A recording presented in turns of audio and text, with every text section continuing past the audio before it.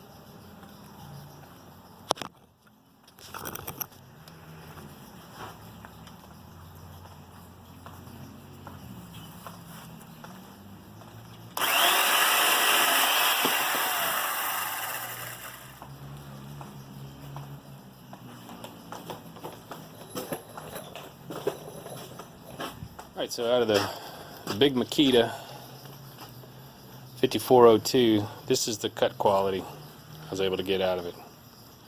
Looks like a conic section, looks like an oval, looks like a circle there. It's just super smooth, it's squared up. You know, you can get a lot of precision out of this big honking thing. This is the best quality I could get out of this Prazi. You know, you can't see the damn line as you're cutting. It keeps throwing wood chips onto your sight, and it's not straight. When you cut, you have to cut at an angle to go straight. It's kind of silly. I don't know if it needs to be adjusted, what has to happen, but you cannot see your line, and then you have to keep angling it out of the way. But it'll get the job done. But if you've got a choice, I'd go for that one all day long. Some more about the characteristics and limitations of these saws. So I was thinking the Prazi might be good for doing 45 cuts because it has such a long blade on it that you might think that it'll be great for that, doing a 45 on there. Problem is, it's got some limitations there. It'll only get part of the way there. It's interfering right here, so that's as far as it'll go. It won't quite do a 45. So it's got its problems there. Now this guy has a stamped steel base. So this is actually a new base that I had to put on here because I got it secondhand. And one of the things that you run into is gets bent right here at the very back end, and then it comes up, and then you don't have a square base to go off of. There's not a commercially available aluminum or a magnesium like this one on this quarter cable. It's very common. This is the only way to go with a base on these because they don't bend. They'll break, but they don't bend. There was a guy that was making these I saw on the internet back in 2008, but his email is disconnected, his phone's disconnected, so I don't know if the guy's in around anymore. I understand that these can be made, out of some half-inch aluminum plate, weld up some brackets, do all this kind of stuff. So it's possible you may be able to just make it to where it just doesn't bevel. I mean, the thing's great for just making straight cuts, and it would be perfect if it had a magnesium or cast aluminum base, but it just doesn't. So the the stamped steel bases are about $50 to $100. You'll find them on either eBay, Craigslist, or some of the links that I'll provide also to you below. Just a reminder, the second cut I made on this Prazi, the chain popped off, and I had it tight before. And then, so if you're going to do a lot of volume work, this really isn't the saw, because after 2 cuts, chain popping off, you got to constantly lube it. I didn't have to cut this thing or lube this thing once. Blade didn't pop off. I mean, so it's for being a workhorse and for doing a lot of cuts, and you want accuracy, then that's the one you want. I was working on. This is a retaining wall, and so I've got all my angled cuts. I was able to get a lot of accuracy out of that 5402 NA. So it's tight over here. It's tight up here. It's tight on this side.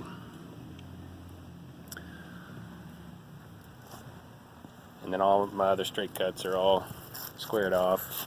Everything's good and tight as I wanted it to be. So, could not have done it with that Prazi. Really don't think it would have happened. When you're using this saw, the blade throws chips up and right in your eyes. So, regular side shield or regular glasses just won't cut it, because it'll come up under right there. So you want sealed eyewear. So you got that seal right here to keep all those wood chips and sawdust from getting blown right in your eye. So I've got some, this is my favorite one. It doesn't fit as well around my nose and stuff like that, but it'll seal it off. It's also a face shield, obviously. So these are standard issue industrial monogoggles if you work industrial work, and I'll give you a link to those items also so you can get those. It's just a lot better than wood chips in your eye. Let's talk about cost. So you've got some used ones, $275 plus about $50, so $325. You got a $199, so $220. That's in the 300 range. So you could get, the same type of saw for a pretty good deal. New, get it as low as $729 free shipping on Amazon. And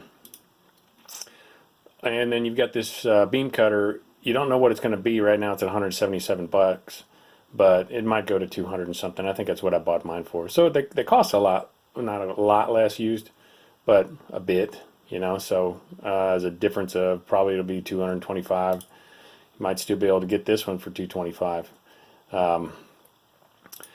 But if you get a new one, say 175 approximately for just the unit, not the saw. You get the saw, 200 bucks, 225 with shipping. So you're still looking at about 400 bucks for this whole setup, right? So you could get for 400 bucks a used unit, get a new blade, and you know, if you need to get a new base, then you'll get a new base. So you bend the other one back if it got bent. But yeah, I think the smart money is going to be going towards that 5402A. Thanks for watching. Please like and subscribe. I'll be posting up all kinds of content having to do with either product reviews or how to build stuff, construction, mechanical stuff, guitar stuff, anything that has to do with being unlimited. Also, feel free to post up any comments. I'd love to hear your feedback.